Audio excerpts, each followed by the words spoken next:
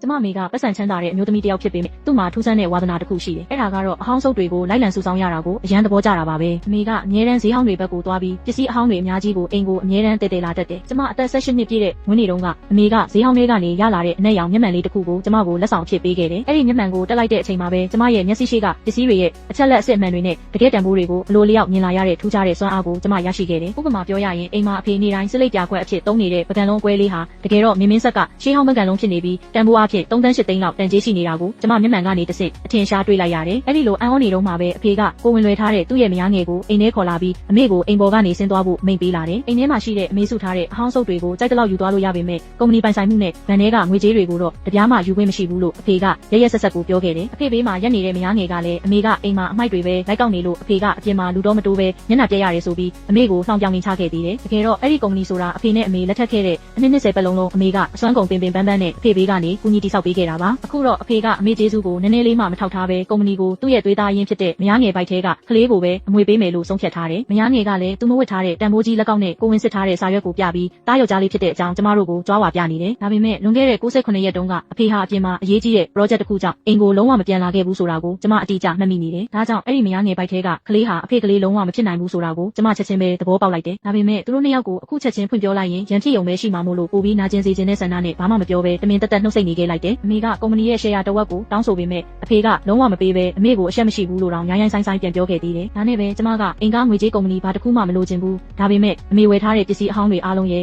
့အဲ့ဒီပစ္စည်းတွေထားတဲ့မြို့စုံကဂိုဒေါင်ဟောင်းကိုပါအမေနာမည်နဲ့လွှဲပြောင်းပေးရမယ်လို့အဖေကိုတောင်းဆိုလိုက်တယ်။အဖေကအဲ့ဒီအမိုက်တွေကိုလိုချင်နေတဲ့ကျမတို့ကိုကြည့်ပြီးသဘောကျစွာရေမောပြီးဒါလေးများဆိုတဲ့ပုံစံနဲ့ချက်ချင်းပဲစာချုပ်ပေါ်မှာလက်မှတ်ထိုးပေးလိုက်တယ်။စာချုပ်ထိုးပြီးတာနဲ့အဖေကကျမတို့ကိုနောက်ငွေလာမတောင်းဖို့ပြောပြီးအိမ်ထဲကနေမောင်းထုတ်လိုက်ကြတယ်။အိမ်ပြင်ရောက်တော့အမေကကျမကိုဖတ်ပြီးသူ့ကြောင့်ကျမပါဒုက္ခရောက်ရပြီဆိုပြီးရှိုက်ကြီးတင်ငင်ငိုပါတော့တယ်။ကျမကအမေကိုတေချာဖတ်ထားပြီးနှစ်သိမ့်ပေးရင်ကျမတို့သားမိဘယ်တော့မှမျက်မသေးစေရဘူးလို့ဂရုပေးခဲ့တယ်။အဲဒီနောက်ကျမတို့သားမိမျိုးစုံကဂိုဒေါင်ဟောင်းစီကိုရောက်သွားကြတယ်။ဂိုဒေါင်ကမိုးရေယိုနေပြီးကြည့်ရတာတကယ်ကိုအမိုက်ပုံကြီးလိုပါပဲ။အမေကဒီအဟောင်းစုပ်တွေကိုရောင်းပြီးထမင်းဖိုးလေးဗာလေးရအောင်လုပ်မယ်ဆိုပြီးကျင်းမုံပြင်အဟောင်းလေးတစ်ခုကိုကောက်ကင်လိုက်တယ်။အဲဒီအချိန်မှာကျမကကျမရဲ့အနက်ရောင်မျက်မှန်လေးကိုတက်လိုက်တဲ့အခါမှာတော့တခြားသူတွေအမြင်မှာအမိုက်ပုံလို့ထင်ရတဲ့ဒီဂိုဒေါင်ကြီးဟာလုံးဝကိုပွဲပြားခြားနားတဲ့တန်ဖိုးကြီးရှေးဟောင်းပစ္စည်းတွေပြည့်နှက်နေတဲ့နေရာတစ်ခုအဖြစ်ပြောင်းလဲသွားတာကိုအံ့ဩဖွယ်မြင်တွေ့လိုက်ရပါတော့တယ်။မျက်မှန်ကနေတဆင့်ကြည့်လိုက်တဲ့အခါအမေကောက်ကင်လိုက်တဲ့မှန်ဟောင်းလေးကစောင်းမင်းဆက်ကတန်ဖိုးကြီးကျင်းမုံပြင်တစ်ခုဖြစ်နေပြီးအခြားသောတစ်သားတွေပကြီးကားလေးတွေကျွေပန်းအိုးတွေအားလုံးကလည်းတန်းနဲ့ချီတန်ကြေးရှိတဲ့ရှေးဟောင်းပစ္စည်းတွေကြီးပဲဖြစ်နေတာကိုကျမတွေ့လိုက်ရတယ်။ကျမလည်းအမေကိုကျမကိုသာယုံကြည်ဖို့နဲ့ဒီကျင်းမုံပြင်ကိုမိုးထိုးနေတဲ့ဈေးနဲ့ရောင်းပြမယ်လို့သတိပေးလိုက်ပါတယ်။အဲ့ဒီအချိန်မှာပဲအဖေရဲ့မိမငယ်လေးစီကနေသူတို့အိမ်တစ်ကြီးမှာနေတဲ့ပုံကိုပို့ပြီးကျမတို့ကိုတောင်ပြောင်ထားတဲ့စာတစ်စောင်ရောက်လာပါတယ်။ခေါင်းမိုးပေါက်နေတဲ့ကိုတောင်ထဲမှာနေလို့အဆင်ပြေရဲ့လားထမင်းစားစရာမရှိရင်သူတို့အိမ်မှာအိမ်ဖော်လာလို့ရတယ်စားစရိတ်နေစရိတ်ငင်းပေးမယ်ဆိုပြီးမခံချင်စရာပြောထားပါတယ်။ကျမတို့သားမိလည်းအဲ့ဒီကျင်းမုံပြင်ကိုရောင်းဖို့အတွက်ရှေးဟောင်းပစ္စည်းတွေရောင်းတဲ့ဈေးတန်းကိုထွက်လာခဲ့ကြပါတယ်။တိုက်ဆိုင်ပဲအဲ့ဒီဈေးတန်းမှာအဖေနဲ့သူ့ရဲ့မိမငယ်လေးကိုသွားပိတ်မိနေပါတယ်။သူတို့ကကျမတို့ကိုမြင်ချင်းပဲအမိုက်ကောက်တဲ့သူတွေနဲ့တန်တဲ့နေရာကိုရောက်နေတယ်ဆိုပြီးစတင်လှောင်ပြောင်ကြပါတော့တယ်။အဖေမိမကကျမတို့ရောင်းမဲ့ကျင်းမုံပြင်ကိုမြင်တော့သူတို့အိမ်ကသပွဲခုံအောက်မှာခုဖို့အတွက်ဆယ်ချက်ပေးဝယ်မယ်ဆိုပြီးစော်ကားလာပါတယ်။ကျမကလည်းဝယ်နိုင်စွမ်းမရှိရင်အဝေးကိုသွားဖို့နဲ့လမ်းလာမပိတ်ဖို့ပြက်သားတုံ့ပြန်လိုက်ပါတယ်။အဲ့ဒီအချိန်မှာပဲရှေးဟောင်းပစ္စည်းဆိုင်ကတထေးတယောက်ရောက်လာပြီးကျမတို့ရဲ့ကျင်းမုံပြင်ကိုတေးသေးချာချာကြည့်ပြီးနောက်900ပေးဝယ်မယ်လို့ကန့်လန့်လာပါတယ်။အဖေကတော့အဲ့ဒါကိုမြင်ပြီးအကျွေးစစ်လောက်ပဲတန်တဲ့ပစ္စည်းကို900ပေးတာတောင်တနာလို့ပေးတာဆိုပြီးဆက်လောင်နေပါသေးတယ်။ဒါပေမဲ့ကျမကဆိုင်ရှင်ကိုတေးချာကြည့်ပြီးဒါကစောင်းမင်းဆက်ခစ်ကစစ်မှန်တဲ့ပစ္စည်းဖြစ်တဲ့အတွက်တတန်းတိတိရမှရောင်းမယ်တပြားမှရှော့မပေးနိုင်ဘူးလို့ပြောချလိုက်ပါတယ်။ကျမကအဲ့လူကြီးကို900နဲ့လာဝယ်ရအောင်ကျမကဘာမှနားမလည်ဘူးလို့ထင်နေတာလားလို့ပြန်မေးလိုက်ပါတယ်။အဲ့ဒီအချိန်မှာပဲကျမတို့သားမိကိုအိမ်ပေါ်ကဆင်းသွားအောင်လုပ်ခဲ့တဲ့ကိုဝင်ကြီးနဲ့မိမကကျမကိုယူနေပြီလားဒီလိုအကွဲအပြဲမှန်ကိုတတန်းတောင်တောင်းရသလားဆိုပြီးလူပုံလဲမှာကြဲလောင်လှောင်ပြောင်းပါတော့တယ်။အဲ့ဒီလိုသူတို့ကလှောင်ပြောင်းနေပေမဲ့လည်းခုနကဝယ်မဲ့သူကဈေးကို2000ပြီးတော့9000နောက်ဆုံး30အထိတဖြည်းဖြည်းတိုးပေးလာပါတယ်။ဒါပေမဲ့ကျမကတော့တတန်းခွဲမရရင်လုံးဝမရောင်းဘူးလို့တင်းခံထားလိုက်ပါတယ်။အဲ့ဒီအချိန်မှာပဲအသက်ကြီးအဖိုးကိုတယောက်ရောက်လာပြီးကျမရဲ့ကြေးမုံပြင်ကိုတတန်းခွဲနဲ့ဝယ်မယ်ဆိုပြီးချက်ချင်းငွေလွှဲပေးဖို့လုပ်ပါတယ်။အဲ့ဒီခါကျမှကျမအဖေဆိုတဲ့သူကလူအုပ်ထဲကနေထွက်လာပြီးအဲ့ဒီအဖိုးကိုမျက်စိရှင်ထားဖို့ဒီလိုအမိုက်ကတတန်းခွဲလုံးဝမတန်ဘူးလို့ဝင်ပြောပါတယ်။အဖိုးကလည်းသူပစ္စည်းကြည့်တာဘသူ့အကူအညီမှမလိုဘူးလို့ပြန်ဟောက်လိုက်တဲ့အချိန်မှာနောက်ကလူတယောက်ကဒီအဖိုးဟာရှေးဟောင်းပစ္စည်းလောကမှာအရန်နာမည်ကြီးတဲ့ရှမ်မီသားစုရဲ့အိမ်တော်ထင်းကြီးဖြစ်တယ်ဆိုတာကိုဝင်ပြောလိုက်ပါတယ်။အိမ်တော်ထင်းကြီးကကျမစီကိုငွေတတန်းခွဲတိတိချက်ချင်းလွှဲပေးလိုက်တဲ့အခါမှာတော့အဖေနဲ့သူ့မိန်းမငယ်လေးတို့အံ့ဩနေတက်သွားကြပါတယ်။ကျမကလည်းအဖေကိုကြည့်ပြီးအရင်ကဒီပစ္စည်းတွေကိုအမိုက်လို့ပြောခဲ့ပေမဲ့အခုတော့အဲ့ဒီအမိုက်ကိုတောင်သူဝယ်နိုင်စွမ်းမရှိတော့ဘူးလို့ခန့်နေလိုက်ပါတယ်။အဲ့ဒီလိုဈေးတန်းမှာအဆက်ကွဲသွားပြီးနောက်တိတ်မကြခင်မှာပဲအဖေနဲ့သူ့မိန်းမဟာလူမိုက်တွေခေါ်ပြီးကျမတို့သားမီးရဲ့ပစ္စည်းအဟောင်းတွေထားတဲ့ဂိုဒေါင်ကိုအတင်းဝင်လာကြပါတယ်။ဂိုဒေါင်ထဲကပစ္စည်းတွေရဲ့တန်ဖိုးကိုသိသွားတဲ့အတွက်လောဘတက်လာပြီးအိမ်အောင်တက်တန်းအတွင်းဝယ်ထားတဲ့ပစ္စည်းတွေဖြစ်လို့သူတို့ကတဝက်ခွဲယူမယ်လို့အဆက်မရှိလားတောင်းဆိုတာပါ။အမေကဒေါသကြီးနဲ့အရင်ကသူ့ကိုလက်ပလာနဲ့နှင်ချခဲ့ပြီးဒီအမိုက်တွေကိုအတင်းထိုးပေးခဲ့တာဘာလို့လဲလို့ပြန်မေးပါတယ်။အဖေကတော့သူကတနာလို့ပေးခဲ့တာဖြစ်ပြီးအခုတော့စိတ်ပြောင်းသွားပြီးတဝက်မပေးရင်တရားရုံးမှာလျှို့ဝှက်ပိုင်ဆိုင်မှုတွေနဲ့တရားစွဲမယ်လို့ချိန်ချောက်ပါတယ်။သူ့ရဲ့မိန်းမကလည်းကျမကိုမသိတတ်ဘူး။အဖေသာတရားစွဲလိုက်ရင်တဝက်တောင်ရမှာမဟုတ်ဘူးလို့ဝင်ပြီးပုတ်ချပါသေးတယ်။ကျမက စာချုပ်စာတမ်းကိုထုတ်ပြပြီးဒီကိုတောင်နဲ့ပစ္စည်းတွေအားလုံးကအမေနာမည်နဲ့အပိုင်ဖြစ်ကြောင်းလူကြီးတယောက်အနေနဲ့ကိုထိုးထားတဲ့လက်မှတ်ကိုတာဝန်ယူတင်ကြောင်းပြောလိုက်ပါတယ်။ဒါပေမဲ့အဖေကဂရုမစိုက်ပဲသူ့လူတွေကိုပစ္စည်းတွေအတင်းတည်ခိုင်းပါတယ်။အဲ့ဒီအချိန်မှာပဲကျမစီစဉ်ထားတဲ့ရှေ့နေရောက်လာပြီးကင်မရာသမားနဲ့အတူမှတ်တမ်းတင်ကသူတို့ရဲ့လုပ်ရက်တွေကပိုင်နဲ့ကျူးလွန်မှုနဲ့လူရဲမှုမြောက်ကြောင်းဗီဒီယိုအထောက်အထားတွေအကုန်ယူထားပြီးပစ္စည်းတစ်ခုကိုထိတာနဲ့အချုပ်ထဲရောက်သွားမယ်လို့ဥပဒေအရပြက်ပြက်သားသားသတိပေးလိုက်ပါတယ်။အဲ့ဒီတော့မှအဖေလည်းဘာမှဆက်မလုပ်ရဲတော့ပဲကျမကိုမှတ်ထားဖို့ချင်းချောက်ပြီးလှည့်ပြန်သွားရပါတယ်။ဒီနေ့မှာတော့ကျမတို့သားအမိဟာအထက်တန်းလွာကအမျိုးသမီးတွေစုဝေးတဲ့ပွဲတစ်ခုကိုရောက်သွားခဲ့ပါတယ်။အဲ့ဒီမှာအဖေရဲ့မယားငယ်ကစပွဲဝိုင်းမှာထိုင်ရင်တန်ဖိုးကြီးပုံရတဲ့ကြောက်စိမ့်လက်ကောက်အစိမ်းရောင်အထူကြီးတစ်ခုကိုဝတ်ထားပြီးတခြားသူတွေကိုကြွားဝါနေပါတယ်။သူ့လက်ကောက်ကအရန်လေးလို့လက်ကောက်ဝတ်တွေတောင်ညောင်းနေဆိုပြီးပြောနေတာကိုတခြားမျိုးသမီးတွေကဝိုင်းပြီးအမွှန်းတင်နေကြပါတယ်။သူ့ယောက်ျားကသူ့အတွက်3 တန်းတောင်ပေးပြီးဝယ်ပေးထားတာဆိုပြီးကုန်စားနေပါတယ်။ကျမကိုမြင်တာနဲ့သူကအမိုက်ကောက်နေရလို့မလာနိုင်ဘူးထင်နေတာလို့စတင်ဆောင်ညောင်းပါတော့တယ်။ပြီးတော့သူ့ရဲ့အိတ်ကိုယူပြီးချိတ်ပေးဖို့ကျမကိုအစီကံတယောက်လိုခိုင်းစေတဲ့အပြင်သူ့ရဲ့လက်ကောက်ကိုမတော်တဆထိမိပြီးကွဲသွားရင်ကျမမှာရောစရာပတ်စံမရှိဘူးလို့လည်းအထင်သေးတဲ့လေတံနဲ့ဆက်ပြောပါတယ်။သူ့ရဲ့စော်ကားမှုတွေကိုကျမကဒေါသမထွက်ပဲကျမရဲ့မျက်မှန်ကိုတက်ပြီးသူ့ရဲ့3 တန်းတန်လက်ကောက်ကြီးကိုတေချာကြည့်လိုက်ပါတယ်။ကျမရဲ့မျက်မှန်ကနေတဆင့်မြင်ရတဲ့အချက်လက်တွေအရအဲ့ဒီလက်ကောက်ကြီးဟာတကယ်ကြောက်စိမ့်အစ်စ်မဟုတ်ပဲအက်ဆစ်နဲ့ဆေးကြောပြီးကော်ရည်တွေထိုးသွင်းထားတဲ့စိန်ငါချက်တန်လောက်ပဲတန်ဖိုးရှိတဲ့အတူကြီးဖြစ်နေတာကိုမြင်လိုက်ရပါတော့တယ်။ကျမကသူ့ကိုပတ်စံနဲ့အဲ့ဒီလက်ကောက်ကိုတေးကြည့်ကဒါဟာအက်ဆစ်နဲ့ဆေးကြောပြီးကော်ရည်တွေထိုးသွင်းထားတဲ့ဈေးပေါ်တဲ့ပစ္စည်းတစ်ခုဖြစ်တယ်လို့ပြောလိုက်ပါတယ်။လူလုံဆေးဆိုးထားတဲ့ပစ္စည်းဖြစ်ပြီးလက်ကားဈေးကွက်မှာသွားဝယ်ရင်တော့အလွန်ဆုံးတန်ရင်15 ကျပ်20လောက်ပဲတန်တယ်လို့အားလုံးရှေ့မှာထုတ်ဖော်ပြောဆိုလိုက်ပါတယ်။ဘိုင်းရွှေကတော့အရန်ကိုဒေါသထွက်သွားပြီးဒါကိုကျမဖေကိုယ်တိုင်မူရင်းထုတ်လုပ်တဲ့နေရာကနေသွားဝယ်လာတာဖြစ်လို့ကျမကသူ့ကိုမနာလိုဖြစ်ပြီးဆွဆွဲနေတာလို့တုံ့ပြန်ပါတယ်။အဲ့ဒီအချိန်မှာပဲအဖေရောက်လာပြီးကျမကိုဆက်ပြီးရန်တမ်းမပြောဘူးနဲ့ဆက်ပြောနေရင်သူ့အနေနဲ့ကျမကိုတမီးအဖြစ်ကနေအတိမတ်ပြုတော့မှာမဟုတ်ဘူးလို့ချင်းချောက်ပါတယ်။ကျမကလည်းလုံးဝမကြောက်ပဲကျမပြောတာဟုတ်မဟုတ်ဆိုတာကိုနားလေတဲ့သူကိုပြကြည့်ရင်သိနိုင်တယ်လို့ပြောလိုက်ပြီးအဲ့ဒီပွဲမှာရောက်နေတဲ့ကျောင်းမြေရတနာစီးပွားရေးလုပ်ငန်းရှင်ကျိုးကတော့ကိုစစ်ဆေးပေးဖို့အကူအညီတောင်းလိုက်ပါတယ်။ကျိုးကတော့ကသူ့ရဲ့အထူးပြုလုပ်ထားတဲ့ဓမီလေးနဲ့လက်ကောက်ကိုတေချာစစ်ဆေးကြည့်ပြီးတဲ့နောက်မှာတော့ဒီလက်ကောက်ဟာတကယ်ကိုကော်ထိုးထားတဲ့အတူအပဖြစ်ပြီးအတွင်းထဲမှာအက်ဆစ်စားထားတဲ့ကြောက်စိမ့်အကွဲကြောင်းတွေအပြည့်ရှိနေတယ်လို့အယောင်တွေကလည်းအပေါ်ယံမှာပဲရှိနေတယ်ဆိုတာကိုအတည်ပြုပေးခဲ့ပါတယ်။အဲ့ဒီအခါမှာကျိုးကတော့ကအဖေကိုကြည့်ပြီးကုမ္ပဏီရဲ့ငွေကြေးအကျပ်တဲဖြစ်နေတယ်ဆိုရင်တောင်ကိုဝင်ဆောင်နေတဲ့မိမငယ်လေးကိုဒီလို10 ကနန်းလောက်ပဲတန်တဲ့အတူအပတွေပေးပြီးလှည့်စားတာဟာမလုပ်သင့်တဲ့ကိစ္စဖြစ်တယ်လို့ပြောဆိုပါတယ်။အဲ့ဒီစကားကိုကြားတော့ဝိုင်းထဲမှာထိုင်နေတဲ့တခြားအထက်တန်းလွာအမျိုးသမီးတွေကပါရုတ်တရက်ချမ်းသာလာတဲ့တထေးရောင်တွေဟာဘလို့မှအဆင့်တန်းမရှိဘူးဆိုပြီးဝိုင်းဝန်းနောက်ပြောင်ရင်မောကြပါတော့တယ်။ဘိုင်းရွှေကတော့အဆက်ကွဲလုံးလို့ငိုယိုပြီးအဖေကိုအကူအညီတောင်းပေမဲ့အဖေကိုယ်တိုင်ကလည်းဘာမှပြန်မပြောနိုင်ပဲငြိမ်နေခဲ့ပါတယ်။ဒါပေမဲ့ဘိုင်းရွှေကချက်ချင်းပဲစိတ်ကိုတင်းလိုက်ပြီးလက်ကောက်ကအတူဖြစ်နေရင်တောင်ဘာအရေးလဲသူ့ဘိုက်ထဲမှာရှိနေတာကအဖေရဲ့သွေးသားရင်းဖြစ်တဲ့တားယောက်ျားလေးဖြစ်တယ်လို့ဂုဏ်ယူဝင်ကြွားစွာပြောဆိုပါတယ်။ဒီသားလေးသာရှိနေရင်သူကဒီအိမ်တော်ရဲ့နာမည်ခံတရားဝင်သခင်မဖြစ်လာမယ်လို့လည်းကြွေးကြော်ပါတယ်။အဖေကလည်းသူ့ကိုဖတ်ထားရင်သားတယောက်တောင်မွေးပေးနိုင်ရင်ဒီလက်ကောက်လောက်ကဘာမှမဟုတ်ဘူးလို့ပြန်နှစ်သိမ့်ပါတယ်။ကျမကတော့သူတို့ရဲ့လုပ်ရက်တွေကိုကြည့်ပြီးစောစောစီးစီးတားရတနာလေးမွေးဖွားနိုင်ပါစေလို့ဆုတောင်းပေးခဲ့တယ်လို့ဒီနေရာကလေလူကအရန်နံစော်နေပြီလို့အမေကိုပြောပြီးအဲ့ဒီနေရာကနေထွက်လာခဲ့ပါတယ်။အဲ့ဒီနောက်မှာတော့ကျမတို့သားမိဟာအမေစုဆောင်းထားတဲ့ရှေးဟောင်းပစ္စည်းတွေပြည့်နေနေတဲ့ကိုတောင်ဟောင်းလေးစီကိုရောက်သွားခဲ့ပါတယ်။အဲ့ဒီမှာကျမတို့ကိုစောင့်နေတဲ့အသက်ကြီးကြီးအဖိုးကိုတယောက်ရှိနေပြီးသူကအမေစီမှာရှိနေတဲ့ကြောက်စိမ့်ဆွဲသီးလေးကိုတေးသေးချာချာကြည့်ရှုခွင့်တောင်းပါတယ်။အမေကပေးလိုက်တဲ့အခါအဖိုးက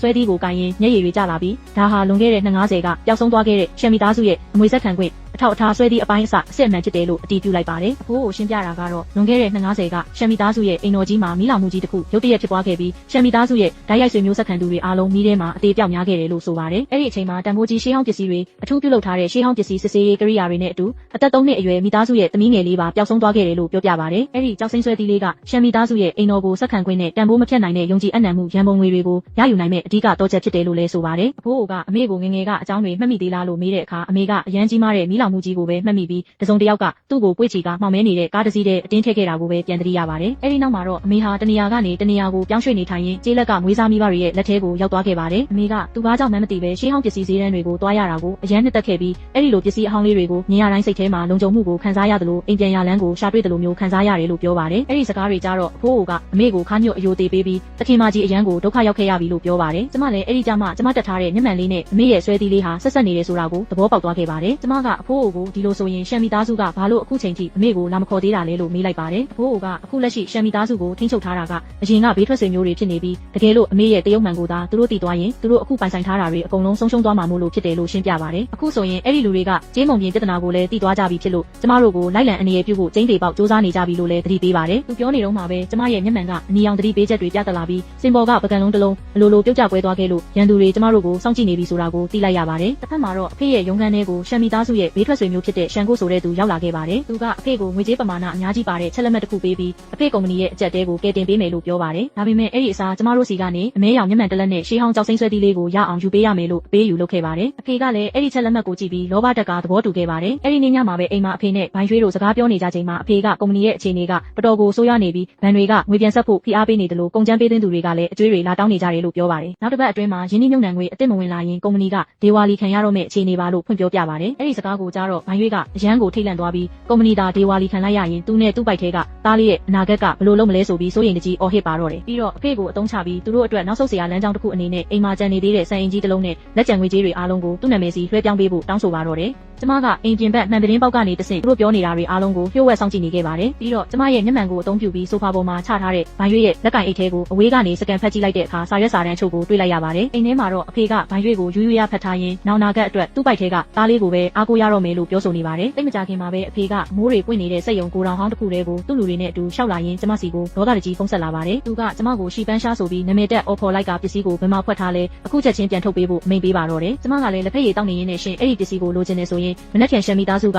ကျင်းပမဲ့ရှေးအောင်ပစ္စည်းအကဲဖြတ်တဲ့ပွဲကြီးကိုလာခဲ့ဖို့နဲ့လာရဲရင်ပွဲကောင်းတစ်ပွဲတေချာပေါက်ကြည့်ရမယ်လို့စိန်ခေါ်လိုက်ပါတယ်။နောက်တစ်နေ့မှာတော့ရှန်ကိုဆိုတဲ့တထေးကြီးတစ်ယောက်ကမိခိုးရောင်ကုတ်အင်ဂျီကိုဝစ်ဆင်ထားကသူ့လက်ထဲကတက်တာငယ်လေးတစ်ခုကိုမြှောက်ပြနေပါတယ်။အဲ့ဒီအထဲမှာရှိနေတာကလွန်ခဲ့တဲ့အနှစ်90ကတည်းကပျောက်ဆုံးနေခဲ့တဲ့ရှမ်းမိသားစုရဲ့အမွေဆက်ခံခွင့်ပြရုပ်ဖြစ်တဲ့ရတနာကြောက်စိမ့်တစ်ခုဖြစ်တယ်လို့သူကလူအများကိုကြေညာနေပါတယ်။ဒီနေ့ပွဲမှာအဲ့ဒီကြောက်စိမ့်ရဲ့ပိုင်ရှင်အစ်စ်အမှန်ကိုအတည်ပြုမှာဖြစ်ပြီးအဲ့ဒီသူကရှမ်းမိသားစုရဲ့စီးပွားရေးလုပ်ငန်းတွေပိုင်ဆိုင်မှုတွေအားလုံးကိုလွှဲပြောင်းရယူနိုင်မယ်လို့လည်းပြောပါတယ်။အဲ့ဒီလိုပြောနေတော့မှပဲကျမကအမေလက်ကိုတွဲပြီးလူအုပ်ထဲကနေထွက်လာကခဏနေပါဦးလို့လှမ်းអော်လိုက်ပါတယ်။ပြီးတော့သူ့လက်ထဲမှာကင်ထားတဲ့ကြောက်စိမ့်ကအတူကြီးဖြစ်တယ်လို့ရဲရဲဝံ့ဝံ့ပဲထုတ်ပြောလိုက်ပါတယ်။ရှန်ကိုကဒေါသတကြီးနဲ့ဘဲကရောက်လာတဲ့အရိုင်းဆိုင်မလေးကရှမ်းမိသားစုပွဲမှာလာပြီးရန်ကားနေတာလေလို့အော်ဟစ်လိုက်တဲ့အချိန်မှာပဲလူအုပ်ထဲမှာထိုင်နေတဲ့အဖေကအပြာရောင်ကုတ်အင်ဂျီကိုဝစ်ဆင်ထားလျက်ထွက်လာပါတယ်။အဖေကကျမကိုလက်ညှိုးငေါက်ငေါက်ထိုးပြီးမိဘကျေးဇူးမသိတတ်တဲ့သမီးရှမ်းမိသားစုစီမှာလာပြီးငွေညစ်ဖို့ပြဿနာရှာဖို့စူးစမ်းနေတာလားဆိုပြီးဆွဆွဲပါတော့တယ်။ပြီးတော့ရှန်ကိုကိုလှည့်ကြည့်ပြီးကျမဘေးမှာရက်နေတဲ့အမေဟာသူ့ရဲ့ဇနီးဟောင်းဖြစ်ကြောင်းအဟောင်းဆိုင်တွေမှာအမိုက်လိုက်ကောက်နေတဲ့အယူမတယောက်သားဖြစ်ပြီးအခုလဲပတ်စံမလုံးလို့ယူနေကြတာဖြစ်မယ်လို့လူပုံလဲမှာအဆက်ခွဲပါတယ်။အဲဒီနောက်မှာတော့ဘိုင်ရွှေကသူ့ရဲ့ကိုဝင်ကိုပွင့်ရင်ကျမတို့ကိုအမိုက်ကောက်ပြီးလူလိန်စားနေုံနဲ့မကျေနပ်ပဲအထက်တန်းလွာတွေကိုလာပြီးအမီးစားဘက်လှုပ်ချင်နေတာလားဒီလိုလုပ်ရက်တွေကြောင့်ရဲစခန်းကိုအဖမ်းခံရရင်ကျမရဲ့ဘဝပါတစ်သက်လုံးပျက်စီးသွားလိမ့်မယ်လို့ချင်းချောက်ပြောဆိုပါတယ်။အဲဒီအချိန်မှာပဲကျမတက်ထားတဲ့မျက်မှန်ရဲ့ဘေးထွက်ဆိုးကျိုးကြောင့်မျက်လုံးတွေအယမ်းနာကျင်လာပြီးကျမဖြစ်တတ်မြမျက်စိမိတ်ပြီးအန်ကျိတ်ခံလိုက်ရပါတယ်။ရှန်ကိုကသူ့လူတွေကိုခေါ်ပြီးကျမတို့သားမီးနှစ်ယောက်လုံးကိုအပြင်ကိုဆွဲထုတ်သွားဖို့အမိန့်ပေးပါတယ်။ကျမကလည်းချက်ချင်းပဲမျက်မှန်ကိုတေချာပြန်တက်လိုက်ပြီးဘသူထိရဲလဲထိဆိုပြီးပြန်អော်လိုက်ပါတယ်။ကျမကအိမ်တော်ထင်းကြီးဘေးမှာနေခဲ့ရတဲ့အချိန်တွေအတွင်းရှေးဟောင်းပစ္စည်းအကဲဖြတ်တဲ့ပညာရက်တွေကိုတေချာလေ့လာထားပြီးအုံနောက်ထဲမှာဆွဲထင်နေအောင်မှတ်သားထားတယ်လို့ပြောလိုက်ပါတယ်။ပြီးတော့ရှန်ကိုကိုစိန်ခေါ်လိုက်ပါတယ်။သူ့လက်ထဲကပစ္စည်းကအစ်စ်ပါလို့ယုံကြည်နေရင်လူပုံလဲမှာကျမကိုအကဲဖြတ်စစ်ဆေးခွင့်ပေးရလားလို့မေးလိုက်ပါတယ်။သူကလည်းမောင်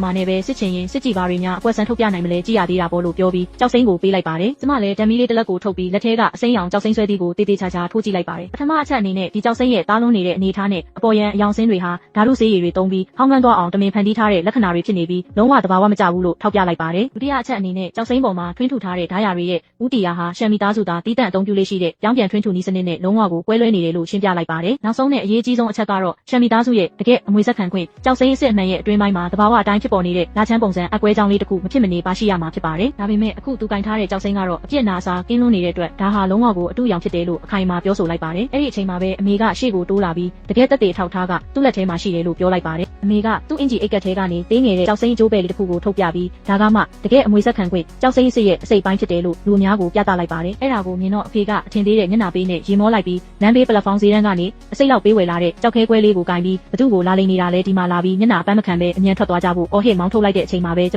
မရဲ့မျက်မှန်ကိုတီတီငိမ့်ငိမ့်နဲ့ချွတ်လိုက်ပါတယ်။ပြီးတော့ကျမစီမှာအသိရှိနေတဲ့နောက်ထပ်ကြောက်စိမ့်ချမ်းလေးတစ်ခုကိုမျက်မှန်ထဲကနေထုတ်ယူပြီးအမေလက်ထဲကအပိုင်းလေးနဲ့အံဝင်ခွင်ကြဖြစ်အောင်တက်ဆက်ပြလိုက်ပါတယ်။အဲ့ဒီအချိန်မှာအိမ်တော်ထိန်အဖိုးအိုကြီးကအနားကိုအပြေးလန်းရောက်လာပြီးကြောက်စိမ့်ကိုတေးချာကင်တွေကြည့်ရှုအကဲဖြတ်ပါတော့တယ်။တကယ်ကိုလာချမ်းပုံစံအကွဲကြောင်းအစ်မှန်ဖြစ်နေတာကိုတွေးလိုက်ရတဲ့အခါမှာတော့အဖိုးအိုကြီးဟာအရန်ကိုဝမ်းသာပီတိဖြစ်သွားပြီးအမေကိုကြည့်ကတခင်မလေးကျွန်တော်တခင်မလေးကိုနောက်ဆုံးတော့ရှာတွေ့သွားပါပြီလို့မျက်ရည်ပေါက်ကြီးငယ်ကြပြီးဝမ်းသာလုံးဆိုးစွာနဲ့ပြောပါတော့တယ်။စင်မြင့်ပေါ်ကကျွမ်းကျင်သူအကဲဖြတ်မျိုးသမီးကြီးကလည်းတေချာစစ်ဆေးကြည့်ပြီးတဲ့နောက်ဒါဟာတကယ်ကိုအစ်မှန်ဖြစ်တဲ့ရှမ်းမီသားစုရဲ့အမွေဆက်ခံခွင့်ကြောက်စိမ့်ဖြစ်ကြောင်းကိုလူကြီးကင်ထားတာကဖြစ်ပေါ်အတူအယောင်သာဖြစ်ကြောင်းလူအများရှေ့မှာမိုက်ခရိုဖုန်းကနေတဆင့်အတည်ပြုကြေညာပေးခဲ့ပါတယ်။အဲဒီတော့မှအိမ်တော်ထင်းကြီးကအတူကင်ထားတဲ့လူကြီးဘက်ကိုလှည့်ပြီးလွန်ခဲ့တဲ့အနှစ်90ကအိမ်တော်ကိုမိရှို့ခဲ့တာမင်းကမိသားစုအမွေကိုခိုးယူသွားရုံတင်မကပဲတခင်မလေးကိုပါတက်ဖြတ်ဖို့ကြိုးစားခဲ့တယ်။အခုအပြင်မှာရဲတွေရောက်နေပြီမို့လို့မင်းရဲ့ဘဝလက်ကျန်ချိန်တွေကိုထောင်ထဲမှာပဲကုံဆုံးလိုက်တော့လို့ပြစ် ပြတ်သားသားပြောချလိုက်ပါတယ်သူပြောသလိုပဲရဲတွေချက်ချင်းဝင်လာပြီးအဲ့ဒီလူကြီးကိုလုံခြုံရေးတွေကြားထဲကနေဖမ်းဆီးခေါ်ဆောင်သွားခဲ့ပါတယ်အဲ့ဒီဖြစ်ရက်တွေအားလုံးကိုမျက်စိရှိမှတင်ကြည့်နေရတဲ့အဖေကတော့အရန်ကိုတုံ့လုံအံ့ဩသွားခဲ့ပါတယ်တစ်သက်လုံးသူထင်သေးပြီးနှိမ်ချဆက်ဆံခဲ့တဲ့အဟောင်းဆိုင်တွေမှာအမိုက်လိုက်ကောက်နေတယ်လို့သူထင်ခဲ့တဲ့မျိုးသမီးဟာ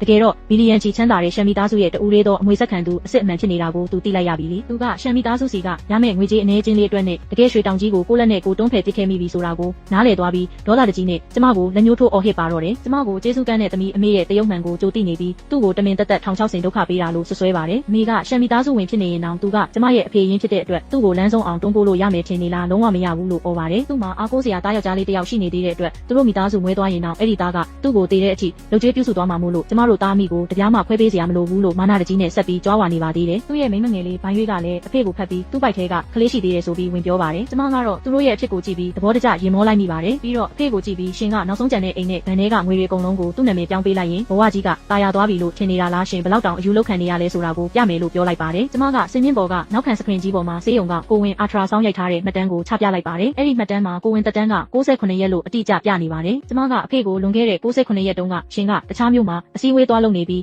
အိမ်ကိုလုံးဝမပြန်လာခဲ့တဲ့အချိန်ကာလတစ်ဝက်လောက်ရှိနေတာကိုထောက်ပြပြီးအဝေးကြီးကနေဘလို့လုပ်ပြီးကိုဝင်ရသွားအောင်လုပ်နိုင်ခဲ့တာလဲလို့မေးခွန်းထုတ်လိုက်ပါတယ်အဖေကအဲ့ဒီမှတ်တမ်းကိုကြည့်ပြီးအရန်ကိုအံ့ဩမင်သက်သွားခဲ့ပါတယ်ဘိုင်းရွှေကတော့အရန်ကိုပြရခတ်သွားပြီးအဲ့ဒီစာရွက်ကအတူကြီးပါကျမကတမင်ဖန်တီးထားတာပါလို့အော်ဟစ်ညင်းဆန်ပါတယ်ဒါပေမဲ့ကျမကနောက်ထပ်အထောက်ထားတစ်ခုကိုစခရင်ပေါ်မှာထပ်ပြလိုက်ပါတယ်အဲ့ဒါကတော့အဖေရဲ့တူတော်မောင်ဖြစ်တဲ့ကုဆက်ဆိုတဲ့သူစီကနေဘိုင်းရွှေစီကိုငွေတန်းတိတိလွှဲပြောင်းပေးထားတဲ့ဘဏ်ငွေလွှဲမှတ်တမ်းပဲဖြစ်ပါတယ်ကျမကအဖေကိုရှင်းရဲ့တူတော်မောင်ကရှင်းအတွက်ပတ်စံတွေကုဖြုံးပေးုံတင်မကဘူးကလေးရဖို့ပါကူညီပေးခဲ့တာပဲလို့ခန့်နေတဲ့ပြောလိုက်ပါတယ်ဒီလိုကိုနဲ့မဆိုင်တဲ့ဒစိမ့်တယောက်ရဲ့ကလေးအတွက်နဲ့ရှင်ကကိုမိမအရင်ကိုအိမ်ပေါ်ကနေမောင်းထုတ်ခဲ့ပြီးနောက်ဆုံးကြံတဲ့ပိုင်ဆိုင်မှုတွေကိုပါသူ့ကိုထိုးအပ်လိုက်တာဒါကရှင်ကုန်ယူနေတဲ့အမွေဆက်ခံသူပဲလို့တောင်းပြောင်းလိုက်ပါတယ်အမှန်တရားကိုအားလုံးသိသွားတဲ့အချိန်မှာတော့အဖေဟာဒေါသတွေထိမ့်မနိုင်သိမ့်မရဖြစ်သွားပြီးဘိုင်းရွှေဆိုပြီးနာမည်ကိုအော်ခေါ်ကသူ့ကိုအားကုန်လွှဲရိုက်ချလိုက်ပါတော့ပါတယ်ဘိုင်းရွှေလည်းကျမ်းပြင်ပေါ်ကိုလဲကျသွားပြီးအဖေကချက်ချင်းထက်ရိုက်ဖို့စူးစမ်းပေမဲ့ရဲတွေကဝင်ဆွဲထားလိုက်ရပါတယ်ဘိုင်းရွှေကတော့ကြောက်လန့်တကြားနဲ့အပြင်ကိုထွက်ပြေးဖို့စူးစမ်းပါတယ်ဒါပေမဲ့အပြင်ဘက်ကိုရောက်တာနဲ့ရဲအရာရှိတယောက်ကသူ့ကိုတားဆီးလိုက်ပြီးကြီးမားတဲ့ငွေကြေးလိမ်လည်မှုစာရွက်စာတမ်းအတူပြုလုပ်မှုတွေနဲ့သူ့ကိုဖမ်းဆီးခေါ်ဆောင်သွားပါတော့ပါတယ်အဖေကတော့သူ့အယူလောက်ခံလိုက်ရပြီဆိုတာကို